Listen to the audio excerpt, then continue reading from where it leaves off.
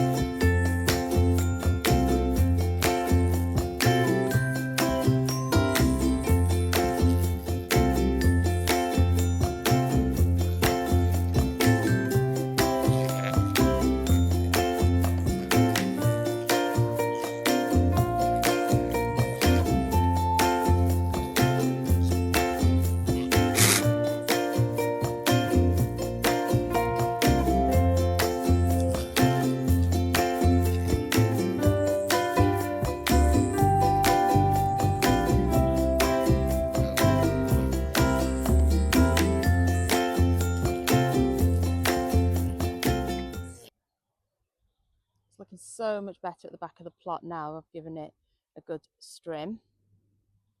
Not quite so overgrown. I am making sure though I do keep some areas a little bit wild, like here. So I'm allowing this area just to grow as it will, just to attract the wildlife. This is where I planted my wildflowers.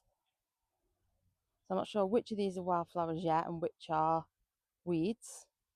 It's one or two I know are weeds, but some I'm not sure. So I'm going to let it just keep going. Again, I'm going to wild this bit.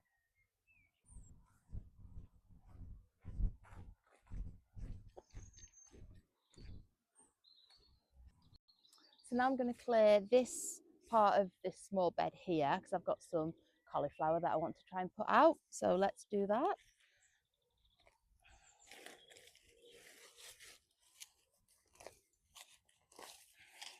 I'm just doing this by hand at the moment because there isn't a huge amount.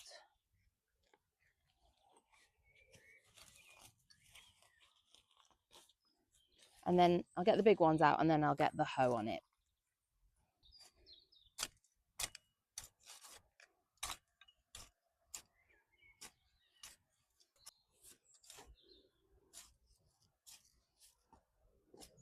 Okay, let's get all these out.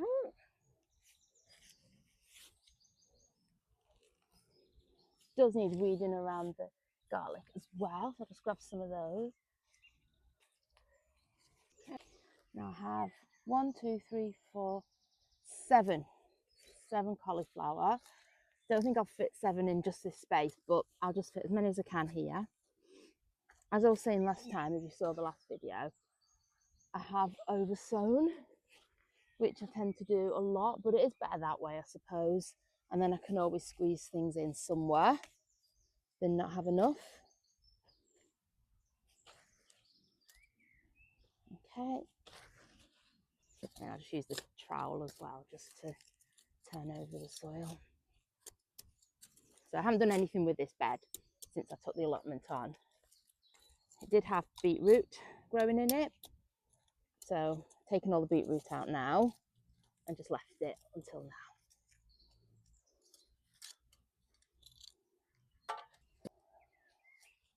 So I'm thinking I will try and get 4 in this space here.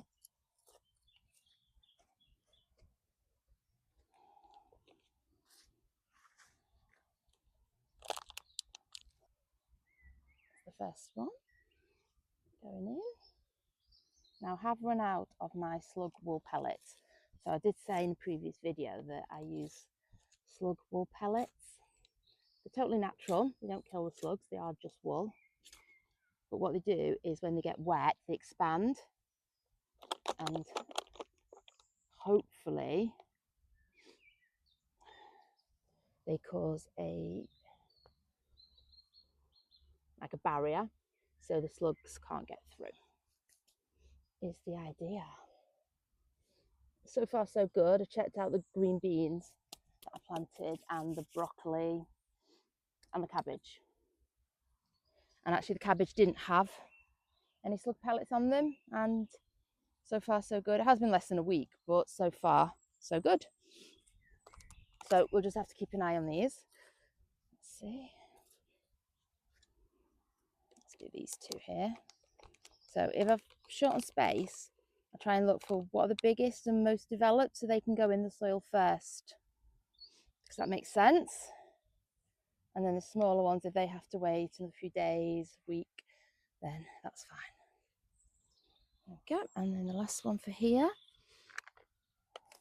And I always make sure I label everything because even though when I put it in the ground, I know what it is. Oops. You'd be amazed how quick you forget and how similar certain crops look. Like the cabbage and the cauliflower right now look identical. They look identical. So unless you want to wait until they are starting to form the vegetables, in which case it will then become apparent, it's best to label everything. Okay, there we go. It's okay. And here it is, the cauliflower all planted in. That one there is quite small, but hopefully it'll catch up. As we can see, the green beans that I planted out several weeks ago, they have started eaten by slugs. So these are the wool pellets that I put around. So the bit was quite a bit of wool pellets, fine. This bit here, not. But like I say, you can never totally eradicate slug damage or slugs. But if you look at the top, that's still looking fine, nice and healthy. So as soon as that starts attaching, once it's a slightly bigger, I will attach it to the cane and it should be fine. So we don't mind if those bottom leaves get eaten, so long as the top ones grow up nice and strong. Save space, I've decided I'm going to fit one or two more of the green beans around this teepee. So let's do one here. I've got 3 currently that still need to go in the ground. So pop that in.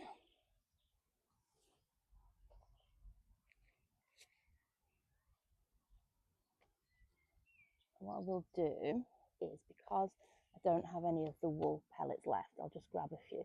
You can see actually how they've all kind of meshed together. So if I just grab a few from one of the other ones that's growing up nice and tall, so at least it's got some barrier there. Some barrier. We'll try that. Okay. And then let's put one around the other side. Now,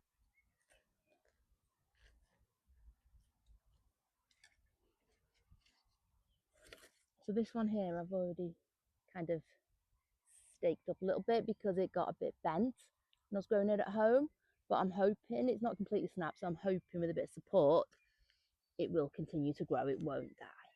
Let's see. So I said this in the last video when I was actually planting these out, but I plant them at an angle, so when they grow, they're growing towards the teepee and the twine. And then my third one, just support that a little bit more, I'll put on the other teepee to spread them out. Oh, I've got one more, got 4. Okay, that's fine. We can find room for another one. No problem. Okay.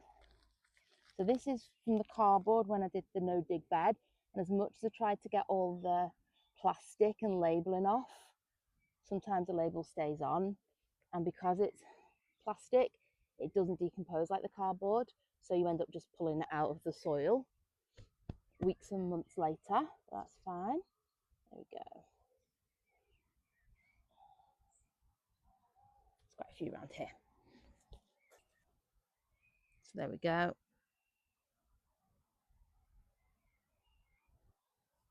Now I put these canes in because I did want to make another teepee for my yin yang beans, which I've got here, but I can't find my twine, so I'll twine it up next time, but for now I can still plant them in at the base because they're quite small. So they look very, very much like the green beans or the runner beans that I've been planting out already. The only difference is, because I'm going to dry these beans and store them over the winter, the actual beans themselves look different. They're called yin yang because they look like yin yang. And so let's put these in. So exactly the same as the green beans. Very traditional green beans. I should say, actually, they give you haricot beans. So that's why I chose that particular variety. The ones that are already in over here. They give a haricot bean, which is it's a nice bean to have and one that I use at home. That's cardboard again, that's just not quite decomposed, but that's fine. But I thought the yin yang ones were just something a bit different. So a little bit worried about the leaves and slugs, but again, they are growing quite tall, so we'll risk it. Let's do another one. Again, I'll plant them in at an angle. But these are very, very root bound. If you can see, look, very pot bound, very, very pot bound. So they definitely need to go out. Okay, let's see.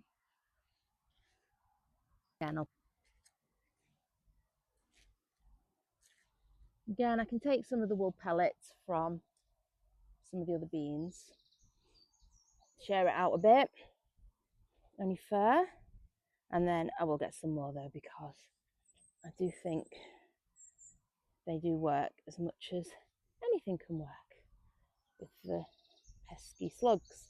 Right, let's see. So I'll put a bit of view around there. Again, you can see it's all matted together. So eggshells work quite well as well. I tend to just put my eggshells straight in the compost though, but I could save them, put them on the soil. You can also buy seashells. I did that last year, but could go get them from the seaside, but I actually bought a big bag of crushed shells. And again, that along with this and just keeping an eye on it seemed to work. Some people say copper. No, I never found copper worked for me personally. Nope. Okay, I think that's as good as I'm going to get it there. Right. Okay. Here I've got some cosmos that I've grown from seed, and I'm going to plant just one or two of them out here along the side of the bed that's got the runner beans in. I like to mix flowers in with, put it there, I think. Yeah, I like to mix flowers in with the vegetables because apart from the fact it looks nice, it also helps with pollinators, which helps both the flowers and the vegetables. Let's see, this one here is flowered already. Let's put that in. I do want to save some from my home garden as well. Let's see, let's put that big one in. There we go. So I think I'll just put two in for now, see how they go, save the others just in case anything happens to these. It's always good to have a backup plan. Okay, let's put one over here. Let's see how everything's doing. So here's the beans,